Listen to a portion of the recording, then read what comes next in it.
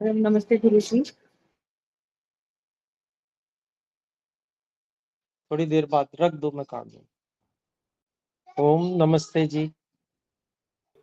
नमस्ते आचार्य। नमस्ते आचार्य जी। जी आइए मंत्र बोले। ओम सहना भवतु। बोले ॐ सहनाववतु सहनौ भुनक्तु सहनौ भुनक्तु सह वीर्यं करवावहै सह वीर्यं करवावहै तेजस्विनावधीतमस्तु तेजस्विना वधीतमस्तु मा विद्विषावहै। मा विद्विषावहै। ओम शांति शांति शांति। ॐ शान्तिः शान्तिः शान्तिः। ओम कल कक्षा बंद की थी, उसका कारण संख्या कम था और आज भी संख्या जो है वो बहुत कम है। तो बताएं क्या करना चाहिए।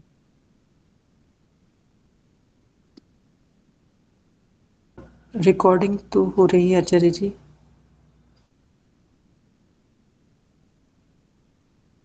तो कर लेते हैं कक्षा को। और बाकी आपका क्या विचार है।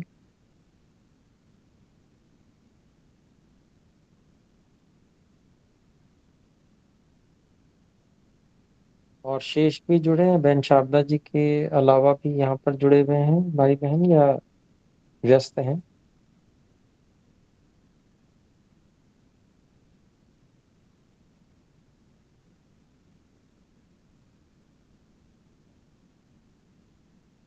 तो मुझे लगता है कि बहन शारदा जी ही केवल जुड़ी हुई हैं जिनसे बात हो रही है, बाकी सब व्यस्त हैं जिनका कोई भी उत्तर प्राप्त नहीं हो रहा है।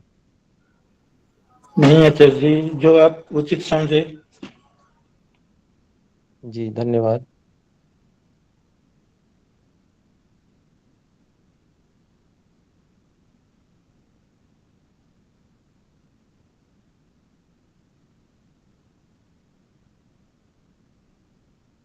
तो आज भी फिर कक्षा का विराम रखते हैं क्योंकि संख्या बहुत कम है।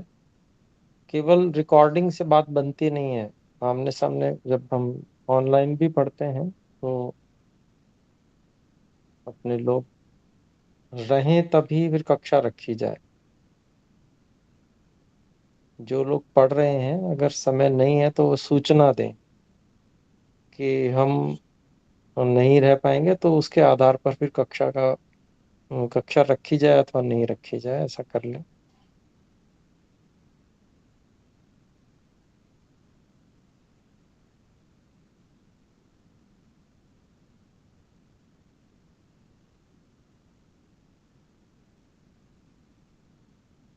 तो आचार्य जी फिर समूह पर संदेश भेजें ये कि संख्या की कमी। संदेश, हाँ संदेश भेज दें कि जो निरंतर जुड़ते हैं कक्षा में, यदि वे किसी कारण से नहीं जुड़ रहे हैं तो वे कृपया सूचना दें नहीं जुड़ेंगे या कोई व्यस्तता है, जिससे कि ये निर्धारण किया जा सके कि कक्षा रखी जाए अथवा न रखी जाए। वैसे तो एक बार तो कक्षा हो चुकी है ना पूरी, एक बार पूरी जी। हमारी कक्षा हो चुकी है इसकी वैशेषिक दर्शन की। दूसरी बार जो है वो इसलिए की जा रही थी कि जो है सबका अच्छे से हो जाएगा। तो अभी तो कुछ भाई बहन आ गए हैं।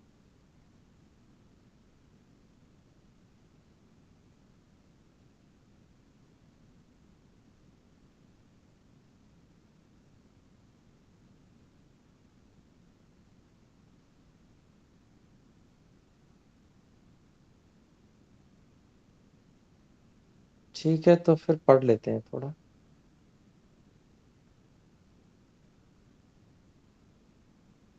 जी, तो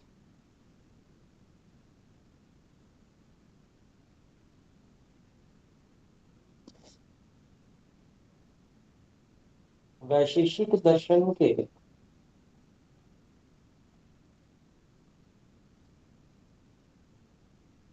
षष्ठ अध्याय द्वितीय आनिक के 13 सूत्रों तक हम पढ़ चुके हैं।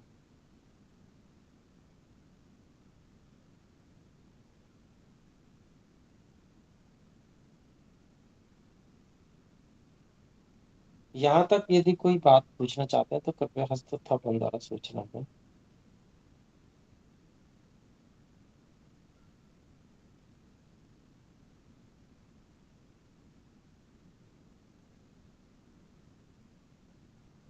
ठीक है, तो हम आगे बढ़ते हैं। देखिए,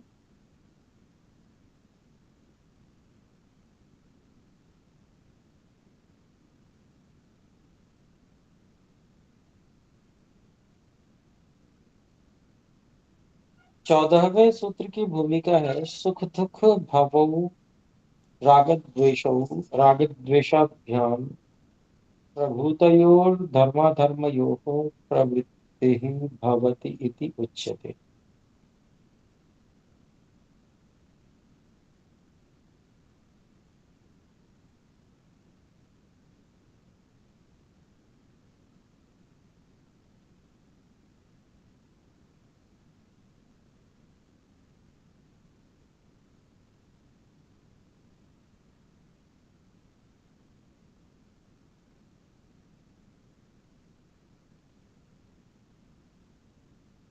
तो कहते हैं सुख दुख भवौ रागद्वेषौ।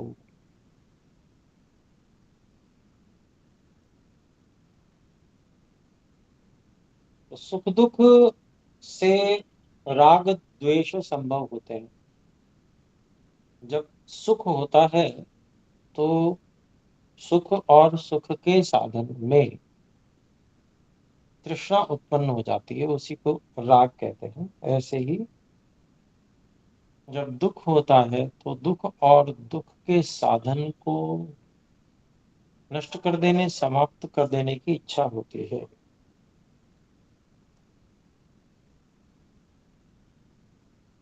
वह द्वेष कहलाता है। फिर कहते हैं राग द्वेषाभ्याम प्रभूतयोः धर्माधर्मयोः प्रवृत्तिर्भवति। तो राग द्वेष जब उत्पन्न हो जाता है तो राग द्वेष से जो धर्म और अधर्म की प्रवृत्ति उत्पन्न होती है, इस बात को अगले सूत्र में बताया गया।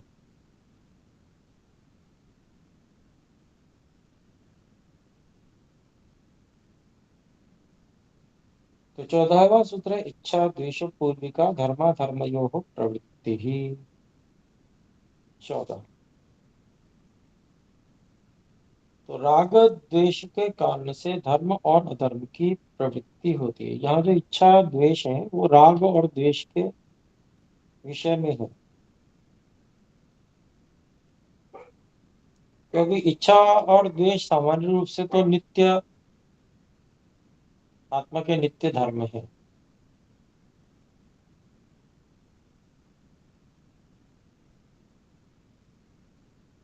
और कारण यदि नित्य हो जाए तो कार्य की भी मतलब स्थिरता जैसी होगी, उनको रोका नहीं जा सकता, स्वाभाविक जैसा हो जाएगा। इसलिए इच्छा को यहाँ पर राग से और द्वेष को द्वेष से समझेंगे, जो कि स्वाभाविक नहीं है। अविद्या के कारण से ये राग द्वेष होते हैं। जब ये अविद्या विद्यमान होती है तभी पाप पुण्य व्यक्ति करता है। व्यक्ति पाप पुण्य तब करता है जब अविद्या रहती है, अर्थात मिथ्या ज्ञान के कारण से व्यक्ति राग द्वेष में फंस जाता है। राग एक तो सामान्य अनुकूलता की इच्छा है और एक उसकी तृष्णा साथ में है जुड़ी हुई। तो जो तृष्णा वाला भाग है वो है राग। एक तो सामान्य दुख से दूर हटने की इच्छा है, लेकिन बढ़ी हुई एक जो तृष्णा जैसी होती है कि मैं इसको दुख और दुख के साधन को समाप्त कर डालूंगा, इसको छोड़ूंगा नहीं, ऐसे क्रोध इत्यादि उसके ऊपर जो विशेष होता है, ऐसा जो बढ़ा हुआ होता है, ये द्वेष है।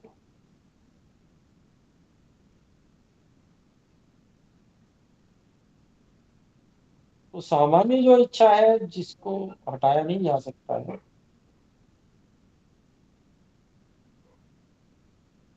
उससे जो प्रवृत्ति होती है वो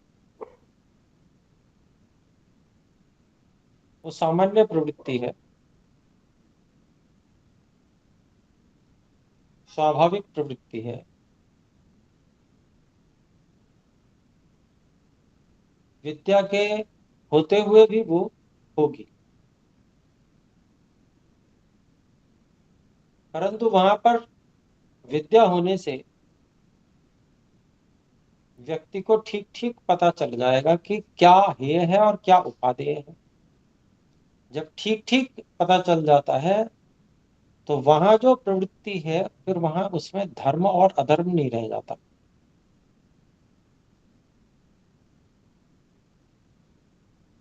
तो स्वभाव से प्रवृत्ति होती है और हेय का छोड़ना और उपादेय का ग्रहण करना,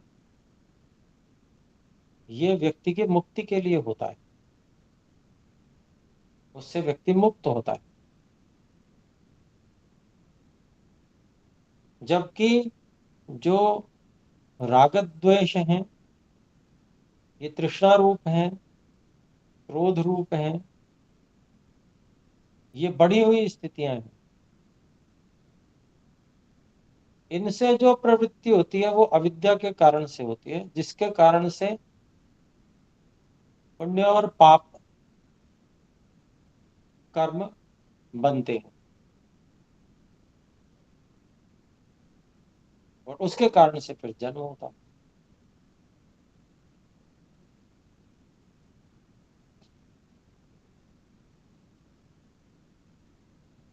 तो इसका भाष्य देखते हैं। देखिए 14वां सूत्र है, इच्छा द्वेष पूर्विका धर्माधर्मयोः प्रवृत्ति ही धर्मस्य अधर्मस्य च प्रवृत्ति ही प्रवर्तनम खलु इच्छा पूर्वकम रागपूर्वकम द्वेषपूर्वकम च विज्ञेयम्। तो धर्म का और अधर्म की जो धर्म की और अधर्म की जो प्रवृत्ति है, प्रवर्तन है, वह इच्छा पूर्वक, राग पूर्वक और द्वेष पूर्वक होती है, ऐसा समझना चाहिए। यथा संख्या में यहाँ कटवा दिया है, क्योंकि अनेक बार द्वेष पूर्वक भी व्यक्ति धर्म कर लेता है, राग पूर्वक भी कई बार अधर्म कर लेता है ना। तो इसलिए यथा संख्या हटा दिया है, किसी से भी किसी कोई भी हो सकता है। तो धर्म और अधर्म की जो प्रवृत्ति है वह इच्छा पूर्वक और राग पूर्वक, अर्थात राग पूर्वक और द्वेष पूर्वक जाननी चाहिए। रागात खलु धर्म शुभ कर्मणि प्रवर्तते, राग से निश्चय से धर्म में शुभ कर्मणि अर्थात शुभ कर्मों में व्यक्ति प्रवृत्त होता है, प्रवर्तते। नहीं रागेण विना क्वचिद अनुकूले शुभे प्रवृत्तिर्जायते, बिना राग के कहीं भी अनुकूल में शुभ में प्रवृत्ति नहीं उत्पन्न होती, पुण्य फलार्थम पुण्य फल के लिए। न च द्वेषेण बिना, और द्वेष के बिना भी अधर्मम अशुभम कर्म आचरति, ऐसे ही द्वेष के बिना भी व्यक्ति अधर्म और अशुभ कर्मों का आचरण नहीं करता है। तो इसमें हमने बात कर ही ली, ये तो जितना कह रहे हैं ये तो इसमें कोई बात नहीं है, ये तो ठीक ही है, पर इससे अतिरिक्त भी है, वो हमने समझ ही लिया। अनेक बार राग से भी अधर्म की प्रवृत्ति हो जाती है, राग के कारण भी हो जाती है, कई बार द्वेष के कारण भी व्यक्ति पुण्य कर्म करता है।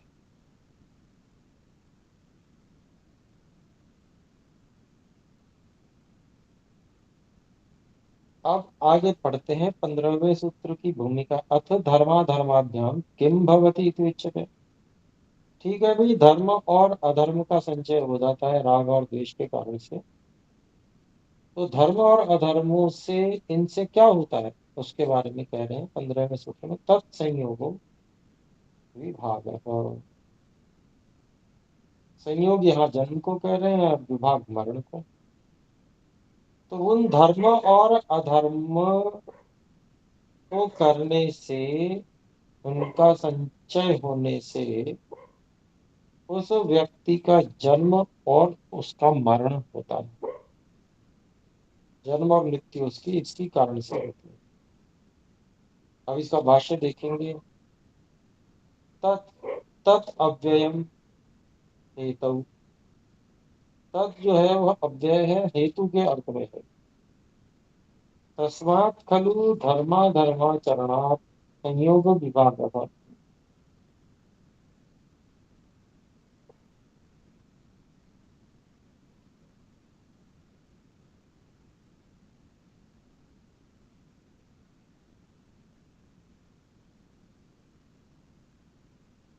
तो उस जो धर्म और अधर्म का आचरण है उससे संयोग विभाग है। आत्मनः धर्म अधर्म कर्म कर्तुः शरीरेण सह संयोगो जन्म देह धारणम पुनर्विभागः देह उत्क्रमणम मरणम भवति। तो मतलब उस धर्म और अधर्म के आचरण से आत्मा का धर्म अधर्म का आत्मा का धर्म अधर्म कर्म कर्तुः, धर्म और अधर्म रूप कर्मों का करने वाले के शरीर सह, धर्म और अधर्म कर्म करने वाले का शरीर सह शरीर के साथ में संयोग हो जाना, जन्म अर्थात देह धारण। तो इसको जन्म कहते हैं और इसको देह धारण करना भी कहते हैं। पुनर्विभागो देहादुत्क्रमणम मरणम भवति, फिर उनमें विभाग होता है अर्थात शरीर से निकल जाना, मरण भी होता है। एवं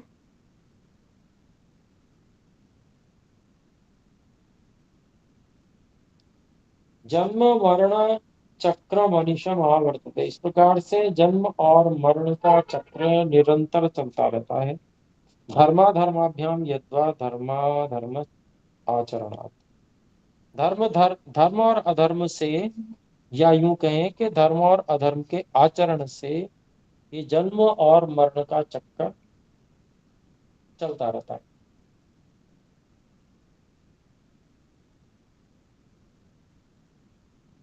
विविध बाधना योगा दुःखमेव जन्मोत्पत्ति, महर्षि गौतम कहते हैं ये जो शरीर से संयोग होता है ना, तो इसमें बाधाएं लगी हुई हैं। कभी ये बाधा तो कभी वो बाधा, एक छूटती नहीं दूसरी और आ जाती है। इसलिए कहते हैं कि ये जो बहुत सारी बाधाएं लगी हुई हैं, इनका योग होने से जन्म का होना ही दुख है। दुख और कुछ नहीं है, जन्म होना ही दुख है।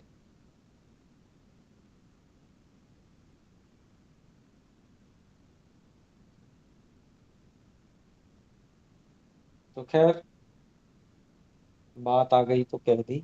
यहाँ पर हम देखें 16वें सूत्र की भूमिका है। जन्म मरण प्रबंधात खलु जन्म और मरण के प्रबंध से, निश्चय से, आत्मकर्मसु मोक्षो व्याख्याता है।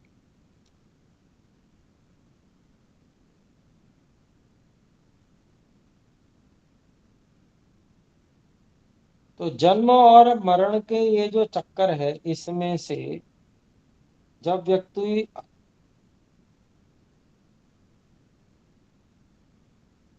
आत्मकर्म करता है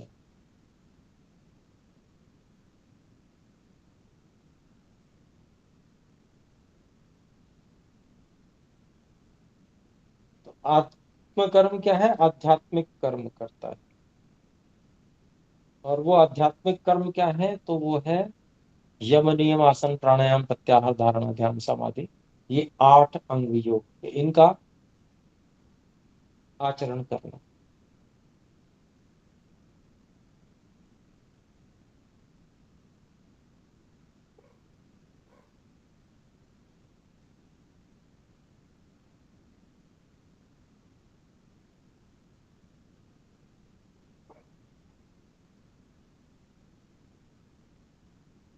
तो जब ये बंधन जन्म मरण का होता है, तो जब व्यक्ति इस प्रकार से योगाभ्यास करता है, तो इन्हीं कर्मों को करने में, योगाभ्यास आदि कर्म को करने से या करने पर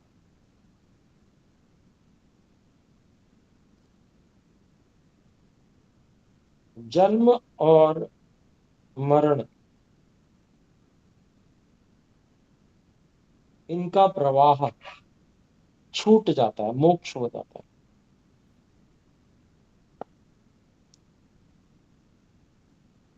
भाष्य देखते हैं, जन्म मरण प्रबंधात दुख बहुलात् खलु मोक्षो विमोक्ष।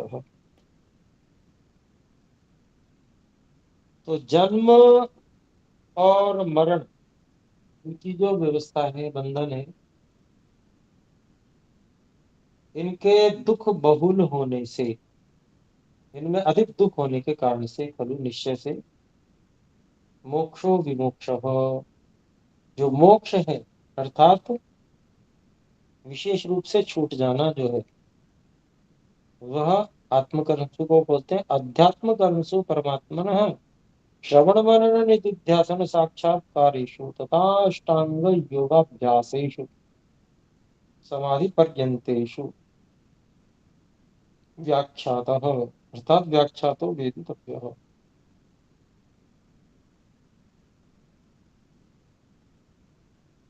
तो अध्यात्म कर्मों को करने पर, अर्थात परमात्मा का जो उपदेश है उसका श्रवण मनन निधिध्यासन और साक्षात्कार करने पर, तथा और अष्टांग योग का अभ्यास करने पर, जो कि समाधि पर्यंत हैं, ऐसे अष्टांग योगाभ्यास।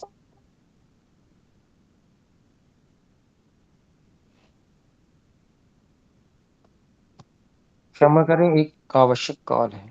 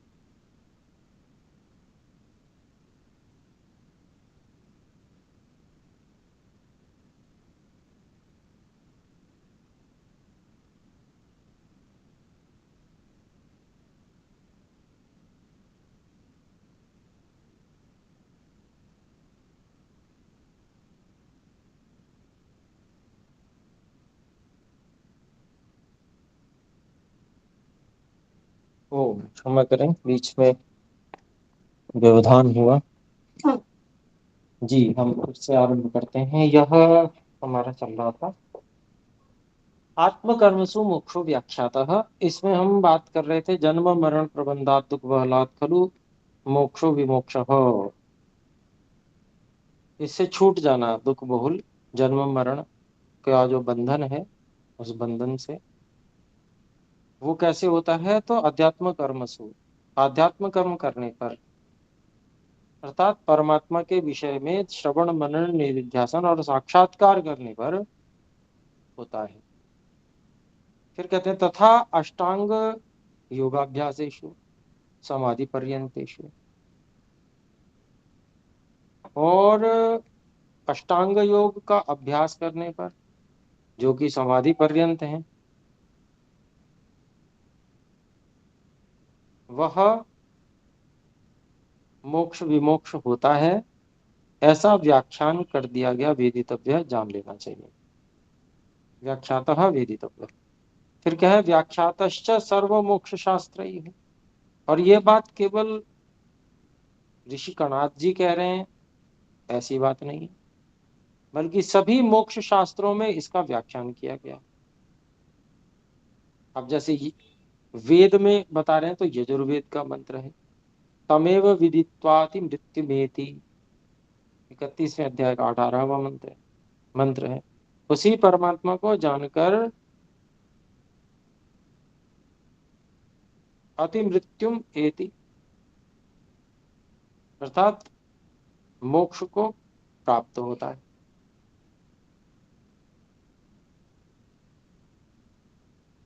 फिर है कठोपनिषद का आध्यात्म योगाधिगमेन मत्वा धीरो धीरो हर्ष शोको जहाति।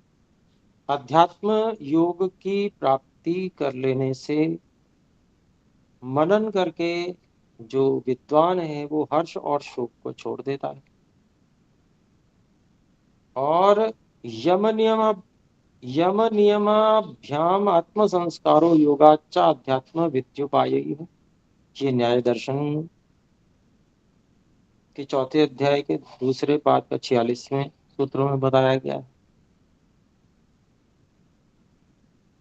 कि यम नियम, इनसे आत्मा को संस्कारित करते हैं, और योग से और आध्यात्मिक अनेक विधि उपायों के द्वारा व्यक्ति मुक्ति को प्राप्त करता है।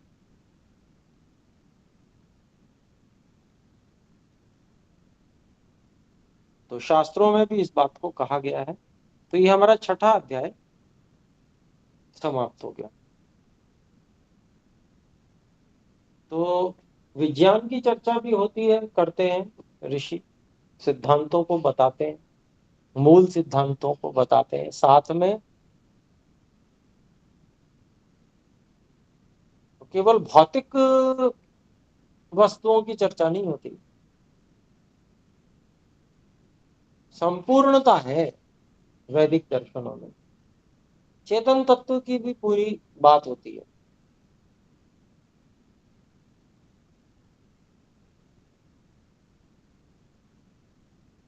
और वेदानुकूल जो सब बातें हैं, जो मोक्ष तक की बातें हैं, उनको बताया जाता है। ऐसा वैदिक दर्शनों में होता है। तो और सोचने पर पकड़ लिया।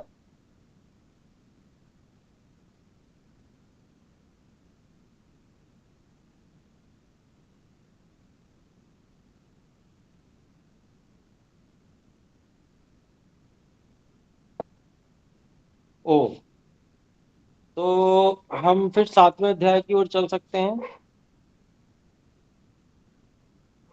7वें अध्याय में प्रथम आनिक है विविधानि समस्तानि भौतिकानि आध्यात्मिकानि च कर्माणि परीक्ष्य इदानीम अत्र गुणान् परीक्षमाणं पीठं रचयति प्रथमेन सूत्रेण।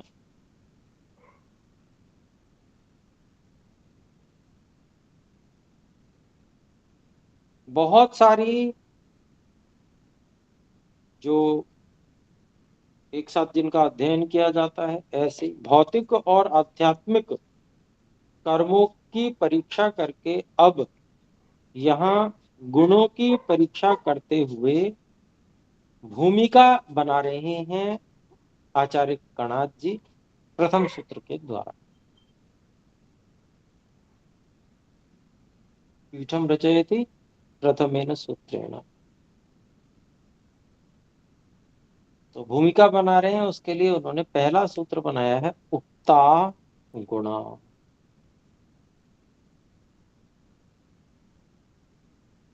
अर्थात जो गुण कह दिए हैं, पहले गुण कहे जा चुके हैं, अब परीक्षा की जाएगी उनकी आगे।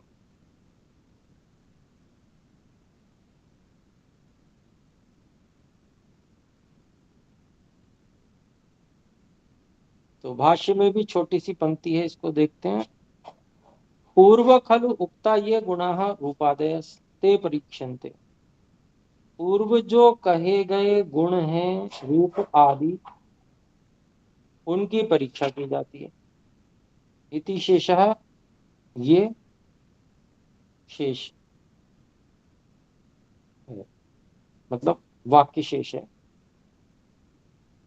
गुणाः उक्ताः ते परीक्षन्ते, ये पूरी बात हो गई। तो अब कहते हैं आगे आठवें दूसरे सूत्र के लिए, तत्र रूपादिषु गुणेषु। वहां इस विषय में जो बात चल रही थी, वहां रूपादि गुणों में। तो सूत्र कहते हैं आगे, पृथिव्यादि रूप रस गंध स्पर्शा द्रव्या नित्यत्वाद नित्याश्च। तो पृथ्वी जल अग्नि वायु, इन द्रव्यों के रूप रस गंध स्पर्श जो गुण हैं, जिन पृथ्वी आदि द्रव्यों में ये अनित्य हैं, नहीं, जिन पृथ्वी आदि द्रव्यों में ये हैं, वे पृथ्वी आदि द्रव्य जो अनित्य हैं, तो इनके गुण भी अनित्य हैं।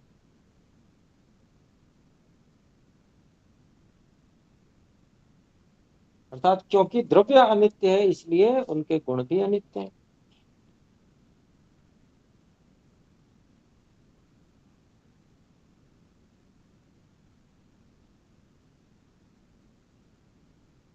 तो इसका भाष्य देखते हैं। पृथिव्यादि रूप रस गंध स्पर्शाः,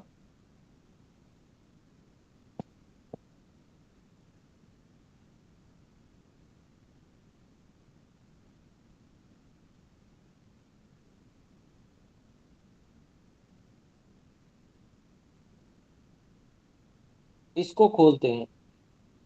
पृथ्वी जलाग्नि वायुनाम ये गंधरस रूप स्पर्शा गुणाः सन्ति एकैकशः यथा संख्यम ते यथा योग्यम तेषां पिंडितावस्थायां यद्वा तदवयविद्रव्यगताः पृथिव्या गंधरस रूप स्पर्शाः। तो कह रहे हैं कि कॉमा आ गया तो यहीं तक रखते हैं, फिर उसको अभिप्राय देख लें पहले, क्योंकि बहुत लंबा वाक्य है। तो कहते हैं पृथ्वी जल अग्नि वायु का, पृथ्वी पृथ्वी जल अग्नि वायु नाम, पृथ्वी जल अग्नि वायु का के ये गंध रस रूप स्पर्शा गुण, जो गंध रस रूप और स्पर्श की गुण है, संति एकैकशः यथा संख्यम ते यथा योग्यम। तो वो एक एक करके हैं, यथा संख्य करके हैं, कि जैसे पृथ्वी की गंध हो गई, जल का रस हो गया, अग्नि की का रूप हो गया, और वायु का स्पर्श हो गया, ऐसे यथा संख्य है। और ते यथा योग्यम तेषाम पिंडित अवस्थायाम, तो वे जो है ये बारी बारी से करके, यथा संख्य करके जिसकी जैसी योग्यता है, जिसकी जैसी सामर्थ्य, यथा योग्य,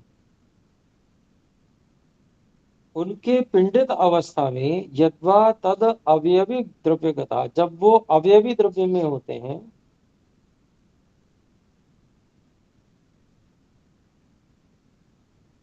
पृथिव्या गंध रस रूप स्पर्शा,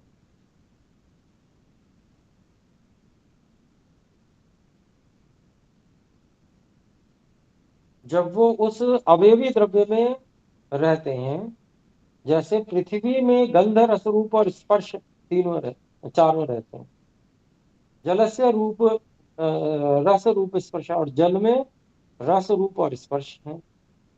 और अग्नेह रूप स्पर्श, और अग्नि का जो है वो रूप और स्पर्श है। वायु स्पर्श, और वायु का क्या है, स्पर्श है। ते सर्वे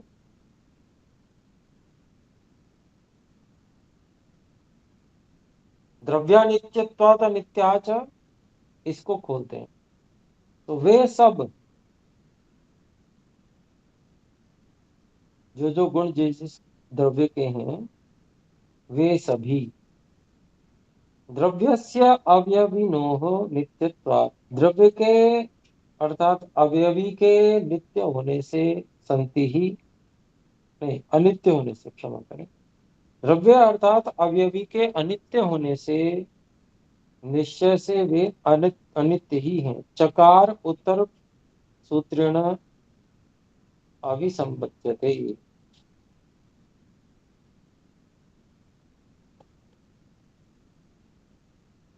और चकार से आने वाले सूत्र से इस सूत्र को जोड़ा गया है, चकार इसलिए लगाया गया।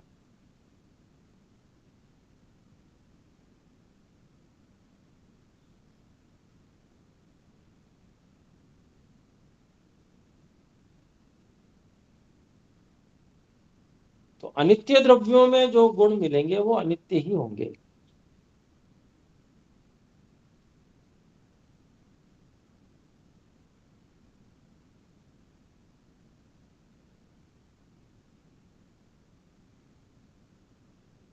अब तीसरा सूत्र देखते हैं। एतेन नित्येषु नित्यत्वम् उक्तम्, जैसे अनित्यों के अवयवी द्रव्य में, अनित्य जो अवयव है उसके अवयवी द्रव्य में भी अनित्यता देखी गई, ऐसे ही कारण नित्य होगा तो उसका जो अवयवी बनेगा वो भी नित्य रहेगा।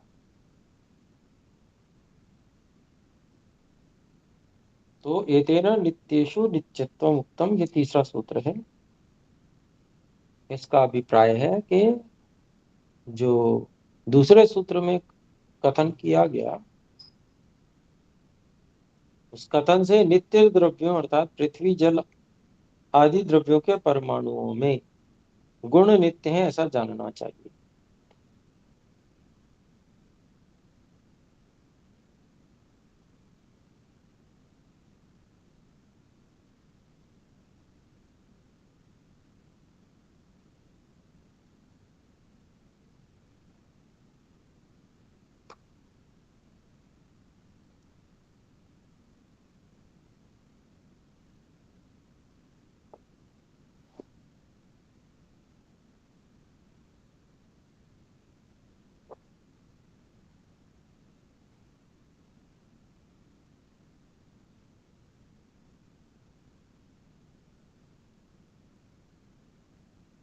तो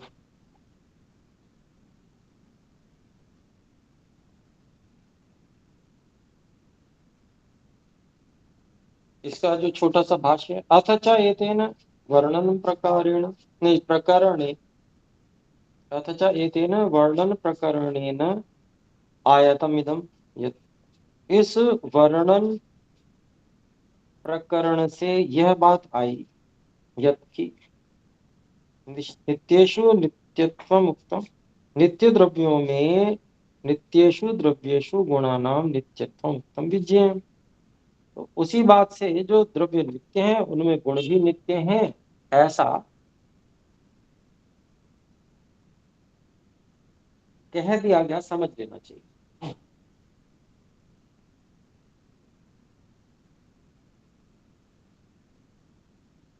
अब चौथा सूत्र है, अप्सु तेजसी वायु च नित्या द्रव्य नित्यत्वात्। तो जल में, अग्नि में और वायु में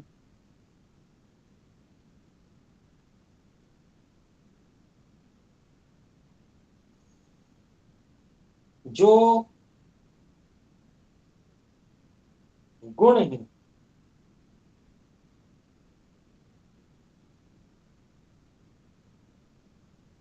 वो नित्य है,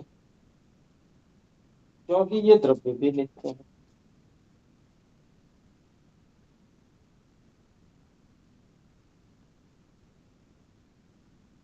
तो जल, अग्नि और वायु, इनको नित्य एक सृष्टि तक के लिए जैसे नित्यता है, उसको वहां वहां तक के लिए ही समझना चाहिए, ऐसा बताया गया।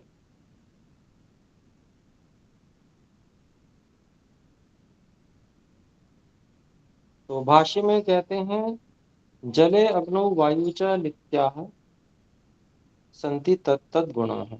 तो जल में, अग्नि में, वायु में उनके जो उनके उनके गुण हैं वो नित्य हैं।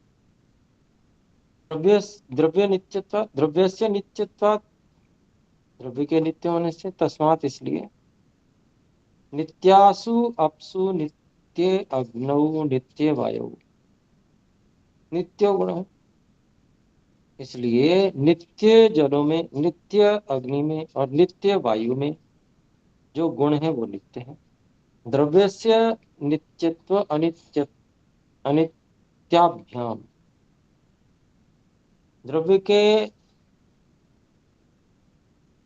नित्यत्व और अनित्यत्व, ये भेद द्वयम्, ये दो भेद हैं। नित्यः परमाणु परमाणु भूत सूक्ष्म व, तो कहते हैं भाई नित्य कौन है, जो परमाणु है या सूक्ष्म भूत है। सूक्ष्म भूत की चर्चा यहाँ नहीं करनी चाहिए, परमाणु तक की बात ही है। स्वामी जी ने लिखा है तो कोई बात नहीं, बात कर लेते हैं। तो नित्य जो परमाणु है या अनित्यस्तु स्थूलभूतः, और परमाणु तो नित्य है लेकिन स्थूलभूत अनित्य है। तत्र तु अनित्येन गुणेन भाव्यम एव, तो उसमें तो अनित्य गुण होना ही चाहिए।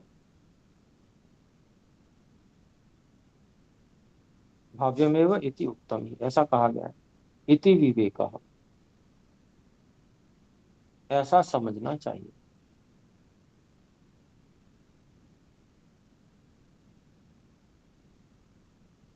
तो स्थूलभूत जो है वो अनित्य है, तो जो स्थूलभूत के विषय में बात आएगी तो उसमें जो है गुण भी अनित्य ही माने जाएंगे, परमाणु में गुण नित्य माने जाएंगे। तेन एदम अपि आयातम, इससे ये भी बात आई कि जब कि पार्थिव परमाणु अपि, पृथ्वी के परमाणु में भी गुणों अनित्य अस्ति, जो गुण है वह अनित्य ही है।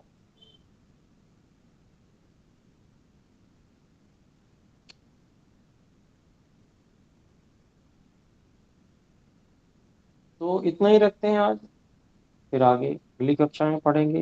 यहाँ तक स्वाध्याय करें, जो बात समझ में नहीं आई फिर अगली कक्षा के आरंभ में पूछ लीजिएगा। आइए विराम करते हैं, एक बार मिलकर ओम का उच्चारण करें। ओम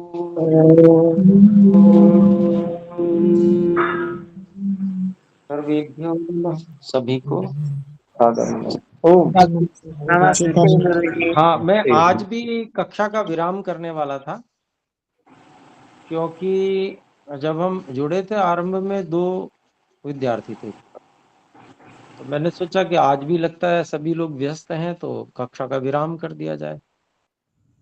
तो थोड़ा सा ये है कि आप सब समय से जुड़ेंगे तो ये पता चलेगा कि कक्षा चलनी चाहिए। अन्यथा 1-2 लोग हैं, बाकी सब नहीं है, तो फिर वो कक्षा फिर ली जाए अथवा नहीं ली जाए, फिर वो ऐसा विचार करना पड़ता है। तो आप सभी से ये निवेदन है कि समय से जुड़ने का प्रयास करें। ओम। सभी को सादर नमस्ते। नमस्ते गुरु जी। सादर नमस्ते।